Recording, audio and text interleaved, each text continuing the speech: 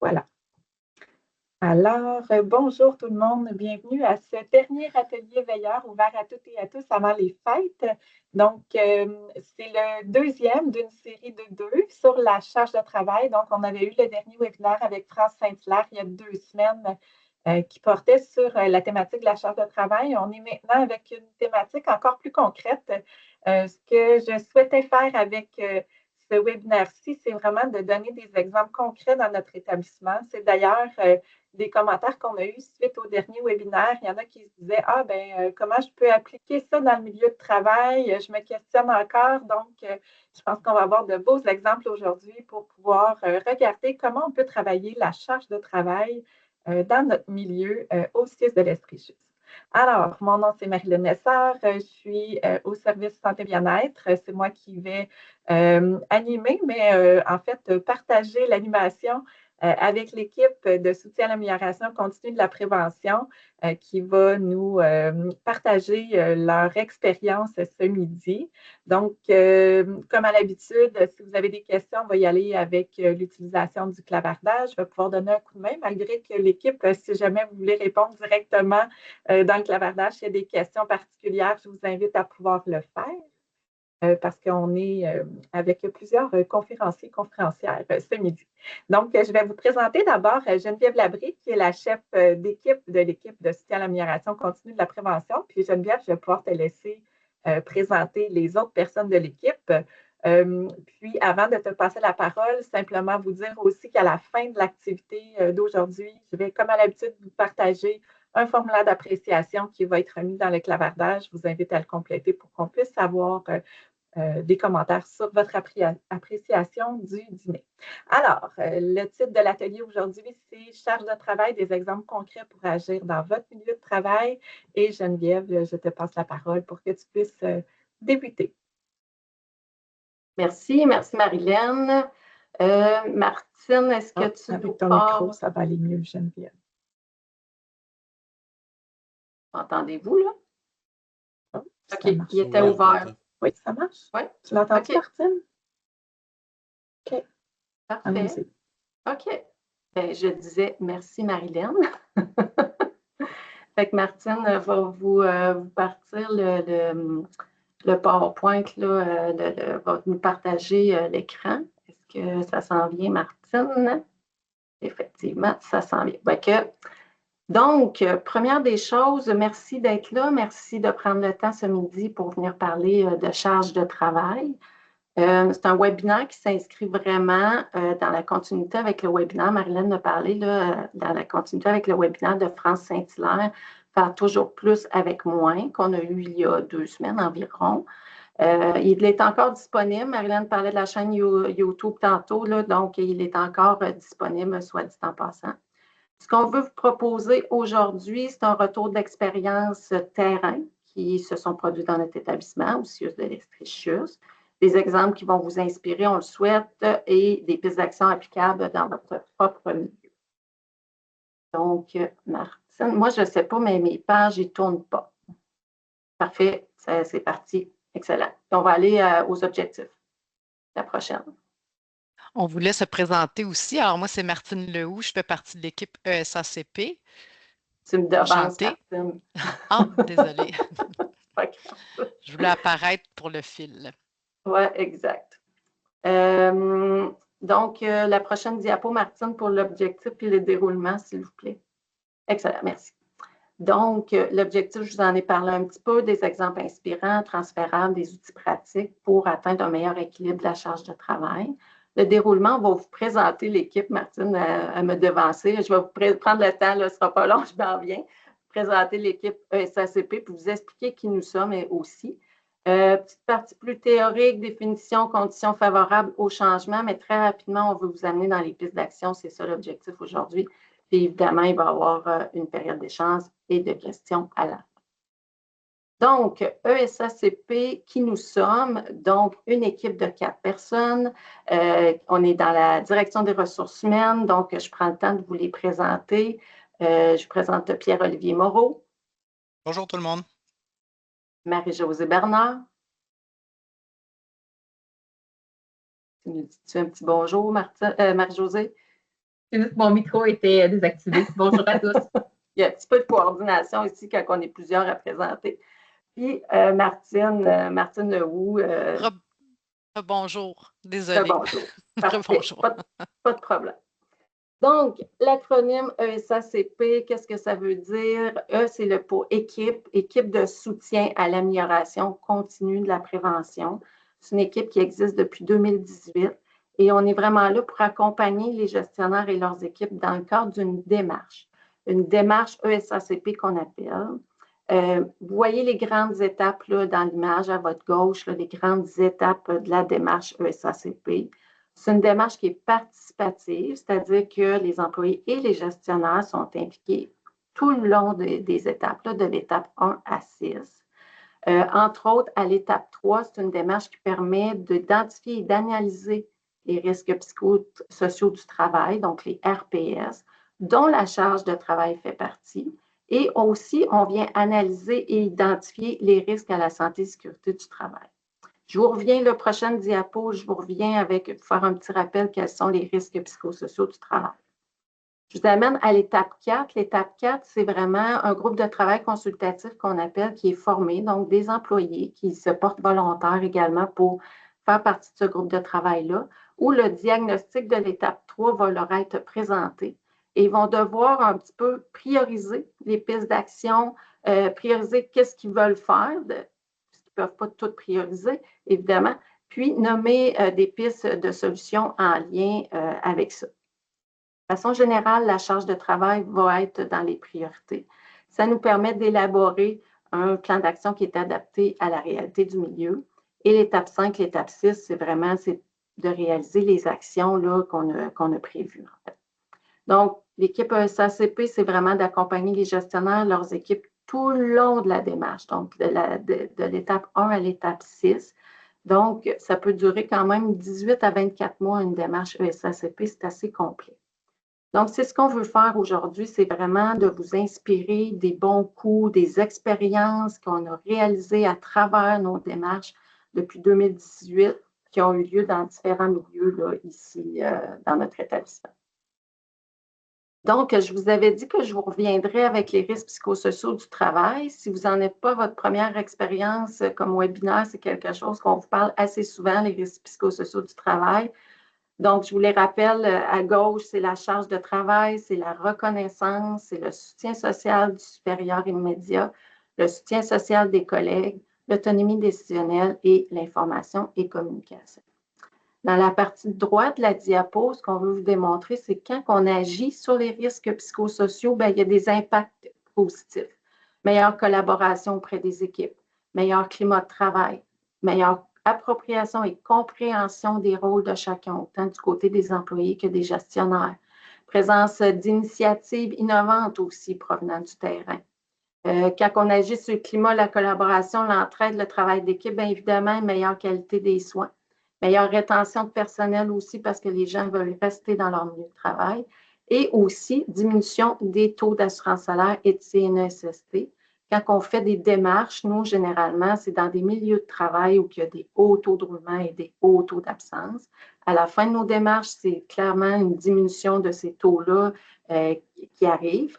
Par contre, ce que je veux vous dire, c'est que vous n'êtes pas obligé de faire une grosse démarche ESACP pour agir sur les risques psychosociaux, bien évidemment. C'est ce qu'on va voir aujourd'hui, d'ailleurs, à travers plein de petites actions. Ensuite, retour sur le modèle Igloo. Donc, ceux qui ont participé au webinaire de France ont entendu parler du modèle Igloo. Donc, déjà, je vous mets à contribution via le clavardage. Je vous laisse quelques secondes pour me dire si vous vous rappelez de l'acronyme. Le I veut dire quoi? Le G, le L et les deux O. Fait que je vous laisse aller pour ceux qui ont participé, bien évidemment. Donc, on a quelques réponses. Oui, ça sort, ça s'en vient. Je vous donne encore quelques secondes pour écrire. Je vais ouvrir mon clavardage aussi en même temps pour voir au fur et à mesure qu'est-ce qui rentre. Ouais, Geneviève, individu, groupe, leader, organisation. organisation. Vous êtes super bon. C'est parfait. Fait qu'effectivement, I pour individu, G pour groupe, L pour les deux ou gestionnaire, le O, c'est l'organisation, puis le autre O, c'est le contexte global, donc ce qui est à l'extérieur de l'organisation.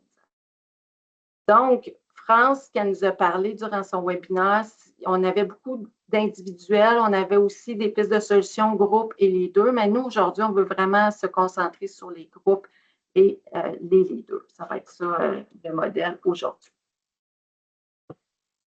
La charge de travail, c'est bien plus qu'une question de quantité. On associe souvent, quand on parle de charge de travail, on pense spontanément à la quantité de tâches qu'on a à accomplir dans un temps donné. Par exemple, le nombre d'actions que j'ai à faire dans ma journée ou le nombre de patients que j'ai à voir dans ma journée. Donc, logiquement, ce qu'on se dit, c'est que pour réduire ma charge de travail, la solution est simple, semble simple, réduire le nombre d'actions à réaliser. C'est vrai, partiellement, parce qu'il existe d'autres leviers d'action. C'est un petit peu ça qu'on veut faire avec vous autres aujourd'hui. Oui, effectivement, on va vous présenter plusieurs exemples concrets d'intervention sur la charge de travail, mais aussi sur d'autres facteurs de risque psychosociaux du travail qui vont permettre d'atténuer les effets de cette charge de travail-là. Tout juste avant, je vous tiens en haleine un peu, tout juste avant d'aborder les bons coups, Martine va nous présenter justement les conditions favorables. Il y a des conditions à mettre en place souvent avant de commencer certains changements. Donc, je te laisse la parole, Martine. Bien, merci Geneviève. Donc, au fil de nos démarches, nous, on a constaté que pour bien accueillir le changement, il doit y avoir des conditions favorables. Et on a identifié 4. Donc, la première, l'importance du partage des responsabilités. Ensuite, favoriser le dialogue, mettre en place des moyens de communication adaptés. Et enfin, l'approche par petits pas et petits succès. On a aussi réalisé que chaque recette ou plan d'action doit être ajusté pour répondre à la réalité de chacun des milieux. Alors, plongeons maintenant dans chacune de ces conditions en commençant par le partage des responsabilités. On a réalisé que dès le départ, le gestionnaire quand il adhère à la démarche ESACP ou au changement, il est plus enclin de contaminer son équipe. Et on a aussi constaté que lorsque la majorité de l'équipe adhère, eh bien, c'est vraiment plus facile ensuite. Et lorsqu'on fait le diagnostic avec les équipes, on a vu que vous connaissez très bien les enjeux. Vous savez les prioriser, vous avez des solutions parce que vous êtes sur le terrain et vous êtes les mieux placés pour dire ce qui peut être amélioré. Et quand vous vous impliquez, on voit de l'adhésion au changement, puis c'est magique. Et le but ultime, c'est de rendre vos changements qui durent dans le temps. Passons maintenant à la deuxième condition qui était favoriser le dialogue. Alors, le dialogue, c'est la clé pour agir sur votre charge de travail. C'est le gestionnaire qui porte la vision et la transmet à son équipe tout au long du changement. Par exemple, dans une de nos démarches, la vision que porte la gestionnaire est d'avoir un climat de travail sain et respectueux où règne la collaboration et la confiance. Elle porte cette vision dans tous ses messages. Elle le répète. C'est comme un slogan qui est ancré dans elle. Aussi, de se parler permet de partager une vision commune de vos enjeux et de vos solutions, puis ça amène l'adhésion au changement. On a vu aussi dans un autre milieu qu'une employée qui a complètement changé suite à des rencontres avec la gestionnaire, puis aussi à son rôle et ses responsabilités qui ont été clarifiées. C'est un gros changement qui est survenu avec cette personne qui a pris en charge ses responsabilités et elle s'est sentie reconnue dans son rôle auprès de ses collègues de travail. La confiance est soudainement revenue, puis cette confiance, c'est le carburant qui stimule la mobilisation et la collaboration. Alors, la troisième condition, on a parlé des choisir les bons moyens de communication. Ils doivent être adaptés. Alors, dès le départ, le gestionnaire nomme les objectifs, la vision, le but du changement. Qu'est-ce que ça va apporter à l'équipe? On a vu dans des milieux des rencontres d'équipe avec un ordre du jour clair, bien préparé. Ça a changé l'approche puis la posture de la gestionnaire. Prise de notes, tour de parole, gestion du temps, nomination des bons coups. On a vu des réactions immédiates, verbales et non verbales, des sourires, des applaudissements. Et c'est ça, c'est bon signe quand on voit ça. Ensuite, la communication écrite vous permet de diffuser l'information à grande échelle et garder des traces, bien entendu. Et elle est là aussi pour cibler les personnes concernées de loin par le changement. On parle comme par exemple des familles ou la population. L'idéal, c'est de varier vos modes de communication. Petits comités, sondages, rencontres éclairs, tableau des coms. J'ai même vu dans un milieu la diffusion de balados internes et dans un autre milieu, le dessin d'un thermomètre géant pour voir visuellement l'atteinte des objectifs ciblés. Vous êtes très, très créatif. Et l'important, c'est d'être informé, mais aussi de se tenir informé aussi. Et enfin, la quatrième condition, c'est l'approche par petits pas et par petits succès. On a constaté dans nos démarches que cette approche permet de gérer les attentes et de maintenir le cap. Vous avancez progressivement sans viser la perfection dès le départ. Alors, imaginez une équipe qui teste une nouvelle routine de travail pendant 2 semaines. Ça permet de bien valider ce qui fonctionne avant d'officialiser la procédure, comme mettre sur pied des projets pilotes. Ça fonctionne très bien dans les milieux. Ensuite, cette approche renforce votre confiance grâce à des réussites régulières et des célébrations.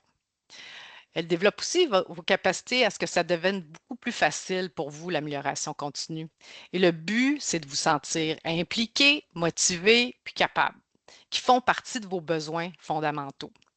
Par exemple, en début de démarche, on n'avait pas pensé que la mise sur pied d'un comité social ait lieu si rapidement. Ce sont les équipes qui ont pris l'initiative d'organiser des dîners hot dogs, des parties de retraite, des anniversaires. Souvent, on a de belles surprises au cours de la démarche. En résumé, le changement, c'est comme manger un éléphant. Allez-y une bouchée à la fois. Alors, je passe la parole à Pierre-Olivier. Oui, en fait, tout juste avant de vous présenter des pistes d'action, on souhaitait au moins vous faire une petite mise en situation pour vous mettre en contexte.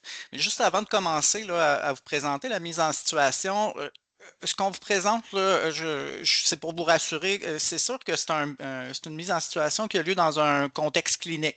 Par contre, l'ensemble des enjeux qui sont vécus, c'est des choses qu'on pourrait retrouver de façon similaire dans des directions plus de soutien, que ce soit des milieux plus administratifs ou techniques. Puis, c'est la même chose pour ce qui est de des pistes d'action. Ce n'est pas seulement réservé au milieu clinique, mais c'est quelque chose qui s'applique là, dans tout type de milieu. Donc, en fait, la mise en situation, hein, c'est un méli-mélo de plein d'expériences qu'on a eues à travers nos démarches. Donc, ça va comme suit. Dans le fond, on accompagnait une nouvelle infirmière qui venait tout juste, pas une nouvelle infirmière, une infirmière qui venait tout juste d'être nommée chef de service. Puis, lors de nos premières rencontres, ben, elle nous présentait là, un petit peu la situation dans laquelle elle se retrouvait. Donc, dès son arrivée, ce qu'elle nous disait, c'est que les membres de son équipe ont donné le ton. Il y en a certains qui ont nommé, on ne savait même pas que tu allais arriver ici. On n'est jamais mis au courant des changements ici. Il y en a une autre qui nous nommait, une autre employée qui nommait, hey, tu sais dans quoi tu t'embarques? Moi, tu vas voir qu'ici, là, la charge de travail est vraiment énorme, ça n'a pas de bon sens. Aussi, la chef de service, elle observait là, plusieurs choses qui pouvaient la préoccuper. Il y avait un haut taux d'absentéisme, plusieurs postes vacants. Aussi, ben, même s'il y avait des personnes qui venaient faire du remplacement pour donner un coup de main, ben, souvent, ces personnes-là, ils ne savaient pas exactement comment aider. Ils cherchaient le matériel, puis au bout du compte, les employés réguliers avaient l'impression que ça augmentait davantage leur charge de travail plutôt qu'autre chose. Aussi, la chef de service nous nommait qu'il y avait des situations de tension entre certains membres de l'équipe, comme par exemple des préposés qui sont plus expérimentés, que ça faisait longtemps qu'ils étaient dans ce service-là, qui n'hésitaient pas à remettre en question les décisions des infirmières, par exemple, lorsqu'elles préparent les plans de soins, lors de l'élaboration des plans de soins.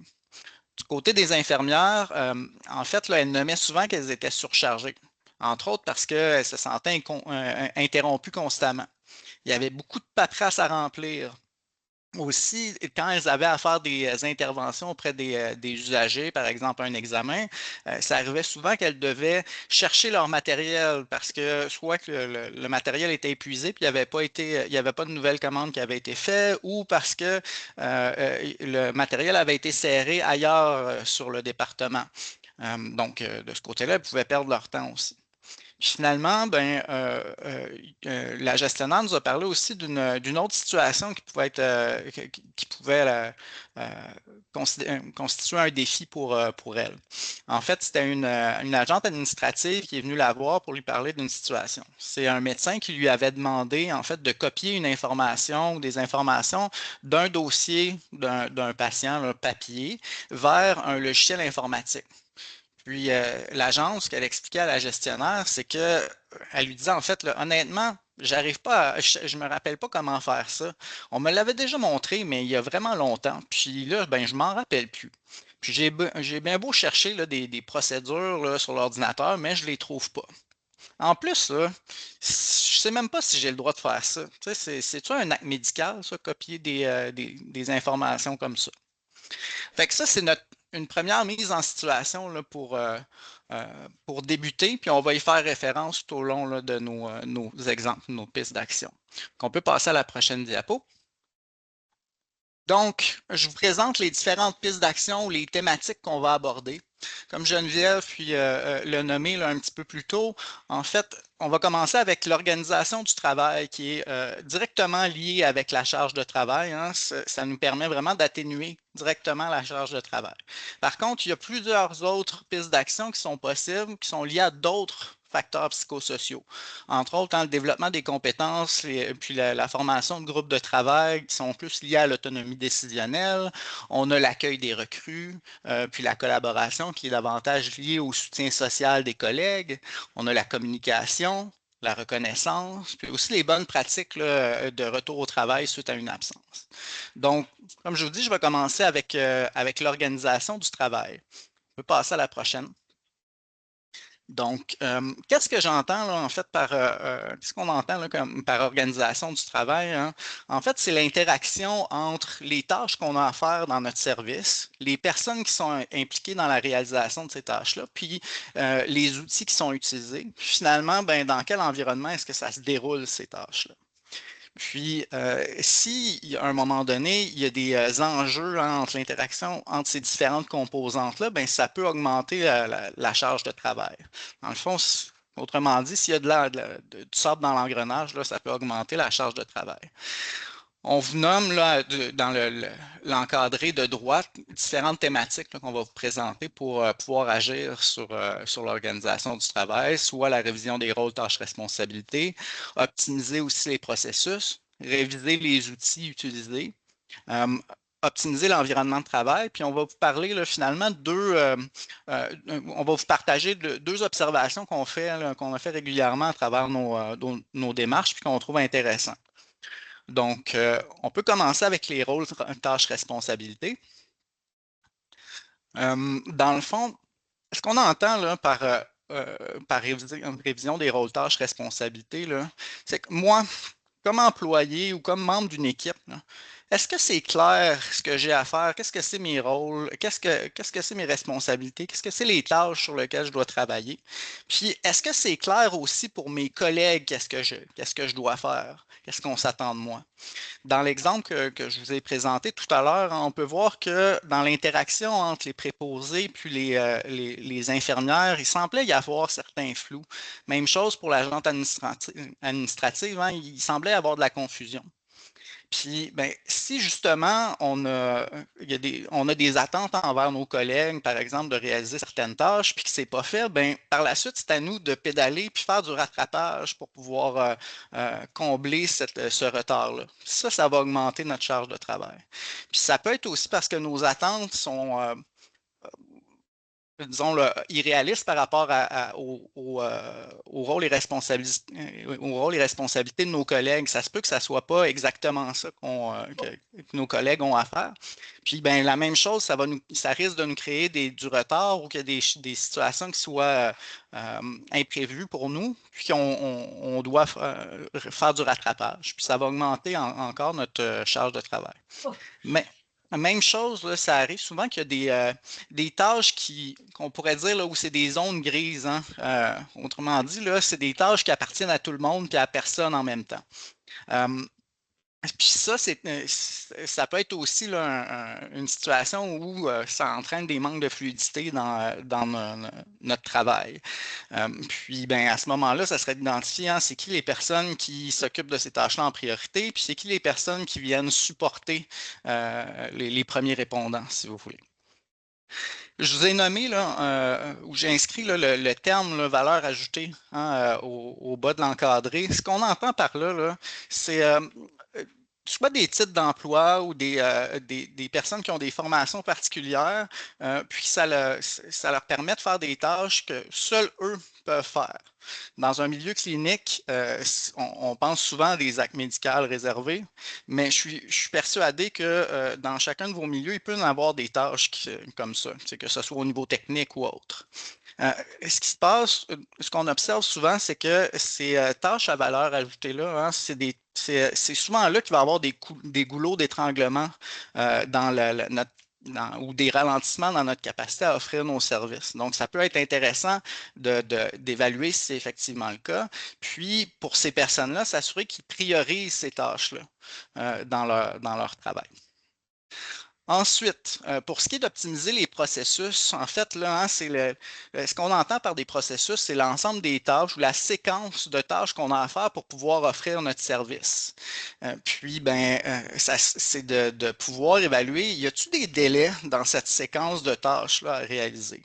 Aussi, est-ce que les bonnes personnes réalisent, est-ce que la répartition des tâches est optimale pour que ça soit le plus efficace possible? Puis aussi, là, on pourrait parler de est-ce que ces tâches-là sont mises sur papier? Est-ce que c'est déterminé clairement puis partagé à l'ensemble des membres de l'équipe? On vous disait tout à l'heure dans notre mise en situation qu'il y a des personnes qui voulaient venir donner un coup de main à travers leur remplacement, mais ils ne savaient pas quoi faire. Bien, ça, c'est tous des endroits où on peut pouvoir optimiser nos façons de faire, puis agir là, pour améliorer ou réduire notre charge de travail. Je vous laisserai lire là, par la suite les autres exemples qui sont donnés. Je peux passer à la prochaine. Pour ce qui est de la révision des outils, en fait, là, que ce soit des outils plus papier, comme des formulaires, ou des outils physiques, comme un marteau, dans le fond, là, il y a des choses qu'on peut faire pour pouvoir améliorer là, notre fonctionnement puis réduire notre charge de travail. Pour ce qui est des outils plus papier, plus formulaire, ben, la première chose, les infirmières tout à l'heure que je vous nommais, ils parlaient qu'il y avait beaucoup de paperasse à remplir. Donc, ça peut être intéressant de s'associer ou de collaborer avec comme par exemple la direction des soins infirmiers pour voir est-ce que l'ensemble de nos formulaires sont pertinents ou est-ce qu'il y a des choses qu'on doit recopier à plusieurs endroits, la même information qu'on doit recopier à plusieurs endroits. Dans notre jargon, on appelle ça des doublons. Fait que ça, c'est des choses qu'on peut faire. Pour ce qui est des outils plus physiques, ben, est-ce qu'on est certain que nos outils sont en bon état? Est-ce qu'ils fonctionnent bien ou est-ce qu'ils ont besoin de réparation? Puis est-ce qu'ils sont rassemblés au même endroit pour que quand j'ai besoin d'agir rapidement, ben, que je n'ai pas à chercher mon matériel? Ça, c'est tous des façons de faire où on peut, qui peuvent nous permettre d'accélérer notre travail puis de réduire notre charge. Finalement, pour ce qui est de l'optimisation de l'aménagement physique, ben, quelques exemples, là, on peut parler d'encombrement ou d'accès au matériel. Aussi, ben, c'est possible d'attribuer dans notre environnement de travail des endroits où on va serrer l'équipement toujours au même endroit, ce qui nous permet d'être certain de ne pas le perdre, puis aussi de remarquer s'il y a du matériel qu'on peut avoir à commander de nouveau. Il peut y avoir même du travail qui est fait avec certaines directions, comme la direction d'approvisionnement puis de la logistique, qui ont déjà fait là, du travail avec certaines équipes pour aménager, par exemple, des salles d'entreposage du matériel, ce qu'on appelle là, dans le milieu clinique des utilités propres, où ils vont aménager le matériel de façon à ce que ça soit efficace de pouvoir saisir les choses qu'on a besoin pour faire une intervention, que tout se retrouve pas mal au même endroit. Là, je vous dis ça, allez pas tous contacter la direction de la dalle demain matin, là, ils nous aimeront peut-être pas, mais on trouve qu'ils ont fait un travail là, super intéressant de ce côté-là dans certaines des équipes. On peut passer au prochain. Pour ce qui est de nos anecdotes ou nos observations, là, souvent, à travers les démarches qu'on fait, il y a soit des employés ou des gestionnaires qui ont le réflexe de nous nommer hein, que oui, mais notre charge de travail est souvent augmentée en raison de choses que je ne contrôle pas, soit des situations qui sont imprévisibles ou autres. Puis, notre question généralement dans ce temps-là, c'est à quelle fréquence est-ce que ça peut arriver? Si ça arrive une fois par année, je suis d'accord avec vous, c'est difficile à prévoir. Si ça arrive une fois par semaine, c'est une situation qui pour nous est récurrente. Donc, si c'est récurrent, on peut s'y préparer. Le meilleur exemple de ça, c'est les absences de dernière minute. S'il y a quelqu'un qui appelle, qui est absent pour s'absenter du travail, est-ce qu'on a un plan pour répartir le travail ou répartir les tâches de cette personne-là pour qu'on soit quand même capable d'offrir le service le mieux possible? Est-ce que c'est possible qu'on ait besoin aussi de prioriser certaines tâches versus d'autres dans ces situations-là? C'est pour ça qu'on pose la question, as-tu un plan? Finalement, pour ce qui est de s'améliorer en continu, en fait, là, nous, on invite les équipes à avoir un système d'amélioration continue dans leur quotidien. Parce que toutes les équipes qu'on rencontre, puis l'ensemble des équipes dans notre organisation fait face à des changements réguliers. Ils ont des nouvelles contraintes en lien avec leur clientèle, des exigences ou des obligations en lien avec le ministère ou l'organisation, etc. Puis, d'avoir un système d'amélioration continue qui est intégré dans nos opérations, ça nous permet de faire face à ces changements-là de façon plus efficace, puis plus saine. Puis pour faire ça, je peux vous donner quelques exemples, là, comme par exemple d'instaurer un système de billets d'amélioration continue où les employés qui observent une problématique dans leur milieu, ils peuvent remplir justement un billet où ils vont pouvoir inscrire la problématique, les causes possibles, puis des pistes de solutions. Ensuite, en équipe, on va pouvoir reviser ces billets-là, puis au besoin, faire un plan d'action pour pouvoir améliorer la situation. Pour ce qui est de comment est-ce qu'on fait ça, hein, ces groupes de travail-là, je vais laisser ma collègue Marie-Josée vous en parler un petit peu plus tard dans la présentation. Donc, Marie-Josée, je te passe la parole. Merci, Pierre-Olivier. Ici, on revient sur les grands thèmes des pistes d'action qui vont être couverts dans ce webinaire. Pierre-Olivier vient tout juste de nous parler de l'organisation du travail, qu'on sait que ça a un impact direct sur la charge de travail. Maintenant, ce qu'on va aborder, c'est d'autres pistes d'action qui ont également un lien avec la charge de travail.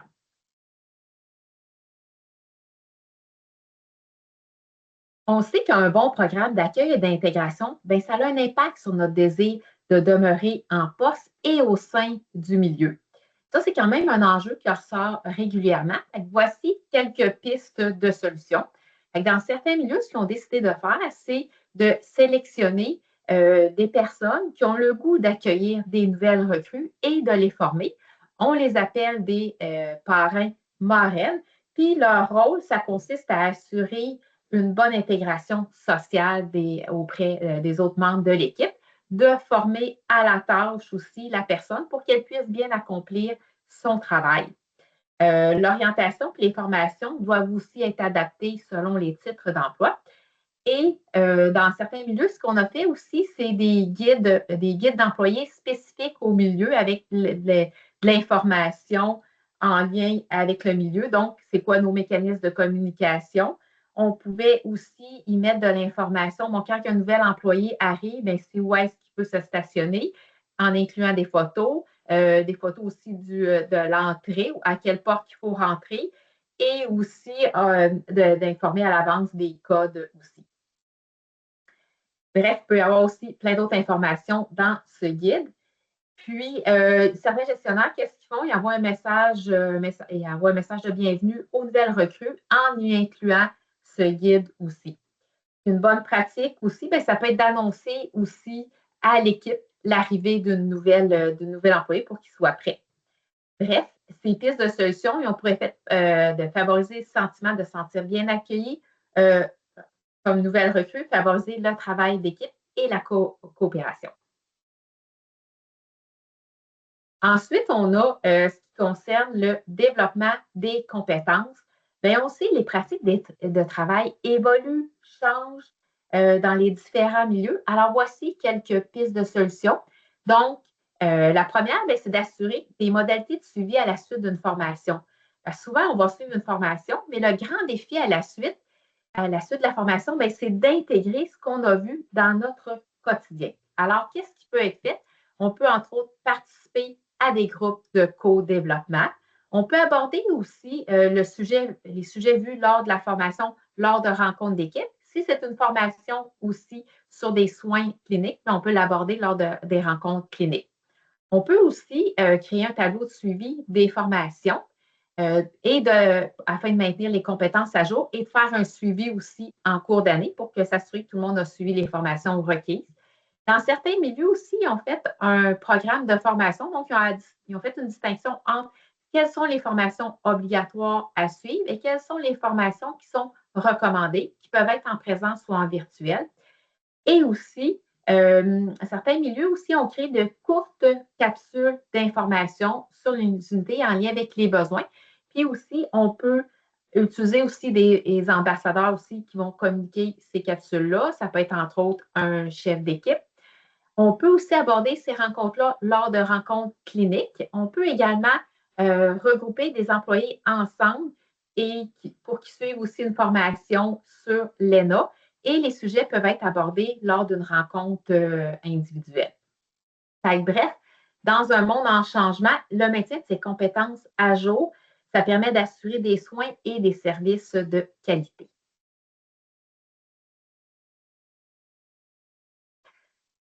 On a aussi les communications. On sait des fois juste de se comprendre entre deux personnes, ce n'est pas nécessairement toujours facile. Dans une organisation de grande taille, c'est un défi. Et présentement aussi, on sait qu'on a plusieurs moyens technologiques. Il y a une multitude de moyens de communication qui peuvent être utilisés, mais ça peut avoir aussi pour effet de nuire aussi aux communications. Dans nos interventions, les communications, c'est vraiment quelque chose qui ressort. Alors, voici quelques pistes de solutions. Donc, on a à avoir des règles claires quant à l'utilisation des différents canaux de communication. Donc, quand est-ce qu'on utilise un courriel, un texto, le canal Teams, ça peut être aussi un appel téléphonique. Et qu'est-ce qu'on s'attend comme délai de réponse? C'est-tu dans les heures? C'est-tu dans un délai de 24 heures, 48 heures? En équipe, on a intérêt à se définir des règles claires quant à leur utilisation. Autre élément aussi, c'est de clarifier la notion d'urgence. C'est quoi une urgence dans notre milieu? Quels enjeux doivent remonter, à qui et dans quel délai? Puis aussi, on peut se dire, il y a peut-être certaines situations, l'équipe est à même de gérer la situation et on a seulement à informer par la suite le gestionnaire. Aussi, ça peut être d'établir des lieux de diffusion de l'information. Donc, qu'est-ce qu'on met dans le cartable des communications, le babillard, l'agenda. Puis, bien entendu, ça implique de tenir que l'information soit à jour. Donc, ce qui n'est plus pertinent, il faut l'enlever. Puis, si on a un babillard aussi, on ne veut pas non plus qu'il soit surchargé. Il faut le mettre à jour régulièrement. Et aussi, il faut que les employés aussi à lire l'information qui y figure. On a aussi instauré des caucus journaliers puis des rapports 5 minutes. Ce qui est bon, c'est de se questionner quelle information doit être présente dans cette rencontre-là et qu'est-ce qui n'en fait pas partie pour assurer l'efficacité des rencontres. Puis, ce qui est important, c'est de maintenir la régularité des rencontres. On a aussi valorisé les rôles de ASI et de PAB chef d'équipe, ou si c'est des postes administratifs, ça peut être des postes de chef d'équipe, pour qu'ils agissent comme ambassadeurs aussi des messages apportés. Certains milieux aussi ont un calendrier des communications annuelles. C'est sûr, si on veut faire vivre nos politiques, nos procédures internes, certains messages en santé et sécurité, c'est important qu'il y ait des rappels en cours d'année. Puis on peut y inclure aussi des informations pertinentes en lien avec les opérations. Je vais donner un exemple d'une politique qu'on a tous eue à l'accueil lors du programme d'accueil et d'orientation. Donc, on a tous eu la politique de promotion de la civilité puis de la prévention du harcèlement puis de la violence, mais ça peut être une bonne idée de faire un rappel une fois par année pour se rappeler que ça existe dans notre milieu. Ça peut être aussi d'inclure des formations à faire en cours d'année. Puis il peut y avoir des messages aussi en santé et sécurité sur l'importance de déclarer les accidents et les incidents au travail. Et on a aussi la création d'un journal d'équipe dans lequel on peut y inclure c'est quoi les bons coups de l'équipe, les changements à venir. On peut souligner les anniversaires aussi des employés. Puis si quelqu'un participe à un défi sportif, on peut en parler également. Et je dois dire aussi, j'ai mis en référence aussi un document bonne pratique de communication. C'est un document qui a été déposé dans l'intranet cet automne, là, tout dernièrement. C'était vraiment un document synthèse de 3 pages. Puis je vous dirais, quand on y parle des différents moyens de communication, on y parle même du droit à la déconnexion. Fait que si vous voulez vous établir des règles claires, ça peut être une bonne idée de le consulter.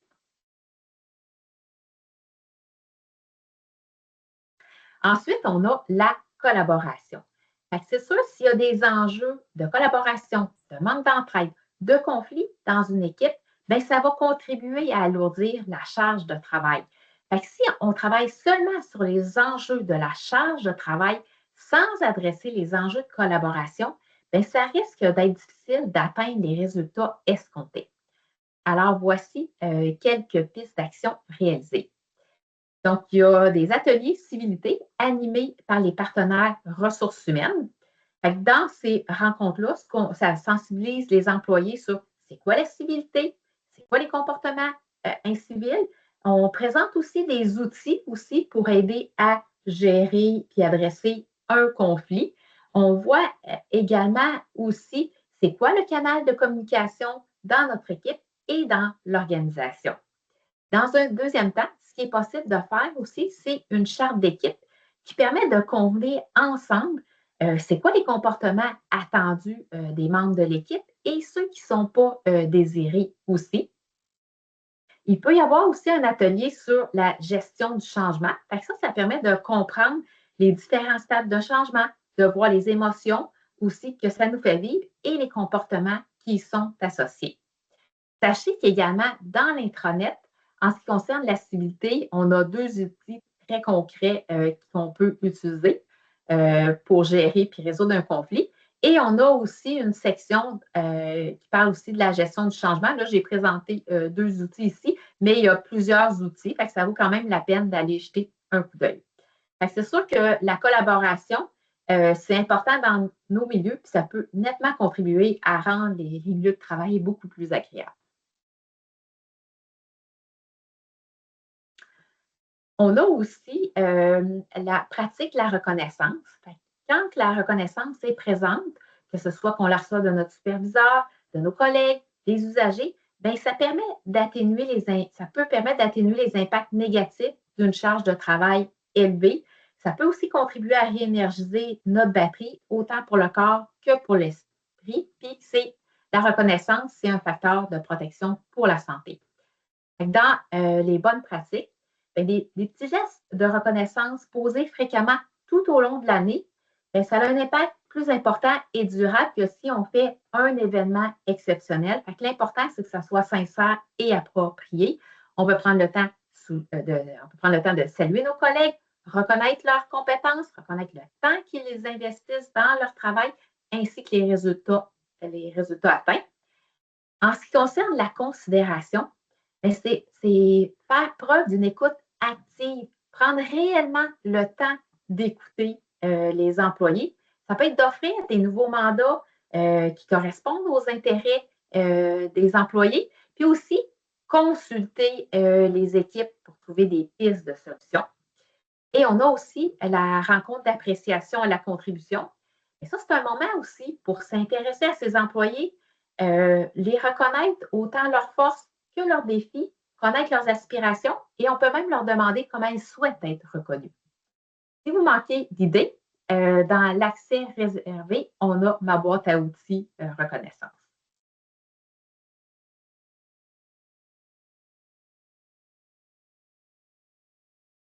Aussi, on a des groupes de travail consultatifs ou les comités. C'est des espaces pour favoriser le dialogue et les échanges en vue de trouver des solutions dans les milieux. Donc, voici quelques pistes de solutions. Fait que dans le cadre des démarches, ce qu'on fait, c'est qu'on fait un groupe de travail consultatif. Puis il y a pour mandat de déterminer c'est quoi les priorités dans notre milieu et de nommer des pistes de solutions en lien avec les priorités identifiées. On peut aussi former un comité de travail ça peut être un enjeu spécifique en lien avec l'organisation du travail. Ça peut être aussi dans un contexte où est-ce qu'on a des changements, on forme un comité pour implanter certaines mesures, puis avec des solutions concrètes spécifiques au milieu. Il faut aussi se questionner, bien, quel type d'emploi doivent être interpellés dans ces comités, quel corps de travail, puis il faut que le groupe aussi soit représentatif du milieu aussi. Dans certains milieux, ce qu'on a vu, ils ont implanté un comité local en santé et sécurité et un comité sur les risques psychosociaux. Fait que ces personnes-là agissent comme des ambassadeurs dans leur milieu. Ces comités sont chapeautés par un chef d'unité qui donne des orientations, mais dans le comité, les membres ont la liberté d'organiser des activités en lien avec les orientations qu'eux considèrent qui seraient importantes. Par exemple, il y a un comité santé-sécurité qui ont fait des kiosques en milieu de travail sur le lavage des mains, les mesures de contagion, ça peut être sur les équipements de travail. Puis en lien avec les RPS, ça a été un kiosque sur les communications. Aussi, dans les milieux, on peut retrouver des enjeux, des irritants en lien avec d'autres directions. Qu'est-ce qui peut être fait aussi dans ce temps-là? C'est d'organiser des rencontres satisfaire avec les partenaires. Ça permet d'adresser les enjeux et de trouver ensemble des pistes de solutions, puis ça va contribuer à atténuer la charge. Bref, ces espaces favorisent l'échange, la co-responsabilité et le passage à l'action. Et je dois dire aussi, dans la section performance organisationnelle, on peut retrouver plusieurs outils de résolution de problèmes qui peuvent être utilisés lors de ces rencontres.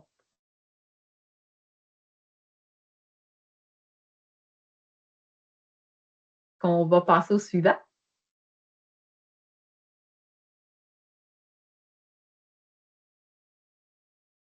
Est-ce qu'on est à retour au travail suite à une absence? Est-ce qu'on est à cette page-là? Oui. Ah, OK, excuse, je dois avoir joué. C'est pas elle que je voyais, mais c'est correct. C'est bon. Alors, ici, on aborde des pistes de solutions pour assurer un retour au travail positif pour un employé qui s'est absenté du travail. Donc, qu'est-ce qu'on peut faire pour que ça se passe bien? Pour les employés en travaux légers, c'est possible d'avoir une liste de tâches personnalisées qui respecte les capacités de l'employé. Donc, on peut utiliser un formulaire à cocher avec certaines tâches selon les titres d'emploi. Bien entendu, sur un tel formulaire, il n'y a pas de diagnostic, c'est de l'information confidentielle. Par la suite, on peut partager auprès des membres concernés de l'équipe quelles sont les tâches que l'employé peut faire, puis ça permet d'éviter les ambiguïtés. Aussi, suite à un retour, une bonne pratique, c'est de faire un suivi avec la personne, de prendre le temps de la rencontrer, voir comment se passe son retour. Est-ce qu'elle rencontre des embûches aussi? Qu'est-ce qu'on peut faire pour que ça se passe bien? Ces rencontres permettent aussi d'adresser rapidement des enjeux s'il y en a. Dans certains milieux aussi, des personnes peuvent s'être blessées au travail physiquement lorsqu'ils exécutaient des soins. Donc, on peut à ce moment-là mettre l'employé qui revient au travail, prévoir un accompagnement auprès de l'agent de suivi PDSP. Donc, c'est des gens qui ont reçu une formation plus poussée sur les principes sécuritaires de déplacement des personnes. Puis, ils vont venir soutenir aussi leurs collègues dans leur pratique, les rassurer aussi. Et on peut se rappeler aussi qu'il y a la présence de veilleurs dans le milieu qui ont suivi une formation sur les premiers soins psychologiques des personnes, qui sont là pour écouter et référer. Bref, ces pistes de solutions viennent soutenir un retour au travail positif. Maintenant, je vais laisser la parole à Geneviève. Je te laisse reprendre ton souffle, Marie-Josée. OK. Beaucoup de choses ont été dites, beaucoup d'actions ont été nommées en espérant que c'est inspirant puis que c'est concret. On avait le goût de vous revenir un petit peu sur la mise en situation du départ là, que Pierre-Olivier nous a présenté. Donc, vous vous rappelez, on peut nommer que cette situation-là, c'est un milieu de travail là, qui n'est pas nécessairement facile, qui a des enjeux. Mais tu sais, si on fait on boucle la boucle là, sur notre mise en situation, hein, l'accueil difficile, Marie-Josée nous a parlé de nommer un parrain-marraine, d'élaborer un guide d'accueil des nouveaux employés, par exemple. Quand on parle de retour progressif de travaux légers, Marie-Josée vient tout juste de nous parler là, des tâches, des listes de tâches. Ensuite, tout ce qui est tension dans l'équipe, bien, toute la communication, la reconnaissance, hein, faire des ateliers, préciser nos canaux de communication, faire de la petite reconnaissance au quotidien, nos caucus, rencontres d'équipe. Pierre-Olivier aussi, au niveau de la surcharge comme telle, Pierre-Olivier nous a parlé tout du volet d'organisation du travail, donc revoir nos processus, nos procédures, nos plans de travail, aller chercher des ressources internes aussi qui peuvent nous aider là, à revoir les rôles et responsabilités. Fait que, si on regarde notre mise en situation, si on prend tous nos bons coups puis toutes nos pistes d'action pour qu'on les mette dans cette mise en situation-là, je pense qu'on peut dire que ce serait un milieu de travail qui serait complètement ailleurs, là, qui serait complètement transformé. Fait que oui, c'est important d'agir sur la charge de travail, mais c'est aussi important d'agir sur les autres risques psychosociaux. Donc, on vous remet un petit peu à contribution. Je vois le temps qui avance. Martine, oui, parfait. À la lumière de ce qui a été nommé aujourd'hui, est-ce que vous avez d'autres pistes de solutions? On vous invite à les écrire dans le clavardage. Puis, je vous laisse quelques minutes, mais tout au long, jusqu'à la fin du webinaire, si vous voulez écrire d'autres pistes de solutions, l'objectif, c'est d'en inspirer d'autres dans d'autres milieux. Donc, on vous invite à les écrire. J'attends un peu, mais ça semble assez... faut croire qu'on a bouclé une belle boucle, mais en tout cas, jusqu'à la fin du webinaire, je vous invite à écrire vos autres pistes de solutions. On a quelque chose qui vient de rentrer, qui est Marie-Pierre. OK, parfait. Autocompassion, stratégie individuelle, effectivement. Donc, je passerai à nos messages clés. Même chose, une petite contribution de votre part. On va copier un peu le modèle de France Saint-Hilaire pour ceux qui l'ont vu. C'est quoi vos messages clés? Qu'est-ce que vous retenez de ce webinaire-là, de ce midi? En un mot ou en quelques mots, là, juste vous lire un peu là, pour être en mesure de voir un petit peu qu'est-ce que vous retenez de tout ça. On a déjà eu des petits commentaires que c'était inspirant, tant mieux si on a réussi. On vous laisse aller dans le clavardage un petit peu. Moi, Geneviève, je pourrais te dire, peut-être en attendant que les gens écrivent, qu'est-ce que j'ai retenu moi-même. Je trouve super intéressant. La théorie du petit pas, vous avez nommé, par exemple, avec le retour sur la situation, l'exemple concret que vous avez nommé. L'idée, ce n'est pas de travailler tous les facteurs en même temps, toutes les situations, c'est de prioriser, de travailler ensemble, de responsabiliser les gens, que le gestionnaire porte le message, mais que ce soit l'équipe aussi qui contribue, puis qu'on aille avec les priorités puis les petits pas pour adresser chacune des situations, célébrer les succès par la suite pour passer à un autre. Moi, c'est ce que je retiens beaucoup. Vous avez donné beaucoup d'exemples bien inspirants. Après ça, c'est de voir, dans votre équipe, dans le fond, c'est quoi la chose qui est à travailler? Parce que dans chaque situation, avec tous les angles que vous avez apportés, je vois qu'il y a comme une façon d'agir. Il s'agit juste de trouver la bonne façon qui pourrait convenir pour faire une différence pour l'équipe. Des fois, c'est un petit détail, des fois, c'est quelque chose qui est de plus grande envergure. Mais à chaque fois, il y a quand même possibilité d'agir. Je ne pense pas que c'est jamais arrivé dans vos démarches que vous vous êtes dit, il n'y a rien à faire. Est-ce que je me trompe? Jamais arrivé. Jamais arrivé. Donc, puis, au final, à la fin des démarches, en général, les résultats sont positifs. Il y a de l'amélioration qui a été apportée dans le milieu. Donc, c'est quelque chose qui est possible. Oui, tout à fait. Puis on l'a dit au début, il n'y a pas de recette parfaite. Tu l'as bien dit, Marilyn, aussi, de trouver qu'est-ce qui est adapté, qu'est-ce qui peut permettre aussi dans notre équipe d'avancer certaines actions. Puis sans le savoir, Marilyn, je vais m'en aller vers le mot de la fin, Martine, mais sans le savoir, tu l'as nommé un petit peu.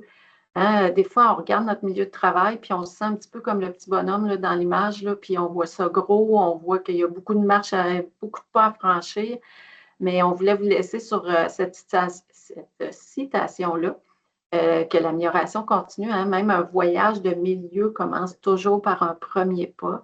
Donc, puis Martine a bien parlé aussi de la théorie des petits pas. Donc, juste simplement de prendre un irritant, exemple, puis de se dire en équipe, ben, c'est quoi nos pistes de solution? On l'essaye, ça peut prendre quelques semaines, quelques mois, peu importe. Un coup qu'on a fait ce bout-là de chemin, on en prend un autre. C'est ça, hein? Tranquillement, monter une marche à la fois, manger l'éléphant petite bouchée par petite bouchée. Fait que c'est vraiment le message qu'on tente de passer, puis c'est ce qu'on fait aussi à travers vos démarches. Puis je le répète, hein, c'est pas obligé de faire des grosses démarches de 2 ans pour changer complètement les choses. C'est important de travailler autant sur la charge de travail, mais aussi sur l'ensemble des risques psychosociaux du travail.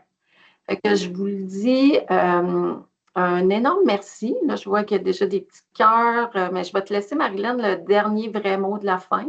Parce que oui, puis il y a une question. Il y avait Isabelle qui demandait s'il y a des gens qui souhaitent vous consulter, comment faire. Il n'y a pas de Saphir, puis Isabelle, c'est Isabelle Djoubi là, qui répond. Il n'y a pas de Saphir. Donc, tout passe par les PRH, en fait, les partenaires ressources humaines, là, pour les gestionnaires qui nous écoutent. C'est une bonne porte d'entrée. Sinon, j'ai quand même un petit rôle de chef d'équipe dans cette super belle équipe SACP, donc ça peut être aussi de communiquer directement avec moi. Fait que là, j'ouvre une porte, j'espère que je ne serai pas bombardée, mais inquiétez-vous pas, on va tenter de vous aider du mieux possible. Mais dans l'idéal, dans le fond, c'est ça, c'est de passer par les PRH. Vous le disiez dans le cadre de la présentation, ils ont quand même des outils à leur portée aussi, qu'eux-mêmes, si on veut agir avec une action plus à court terme, peuvent accompagner les gestionnaires, accompagner l'équipe. Donc, ça peut être une très belle porte d'entrée pour regarder la situation, puis après ça, de voir, bien, est-ce qu'on a un besoin de travailler de façon un peu plus profondément avec, avec votre soutien. Puis là, à ce moment-là, les PRH peuvent facilement faire le lien avec vous. Exactement. Merci beaucoup. Il n'y a pas d'autres questions. Je ne sais pas s'il y a des gens qui souhaiteraient lever la main et poser une question directement. Sinon, il semble y avoir des commentaires positifs. Effectivement, on a vu des cœurs, des applaudissements. Donc, vos propos étaient super clairs. Merci beaucoup. J'ai inscrit dans le clavardage que je pourrais envoyer le lien vers la présentation PowerPoint parce que vous avez aussi des sources super intéressantes qui ont été ajoutées à même la présentation. Donc, vous envoyez tout le monde la présentation PowerPoint, le lien vers l'enregistrement. Probablement que je vais être en mesure de pouvoir faire ça cet après-midi. Sinon, au plus tard demain, je pourrai vous transmettre ces informations.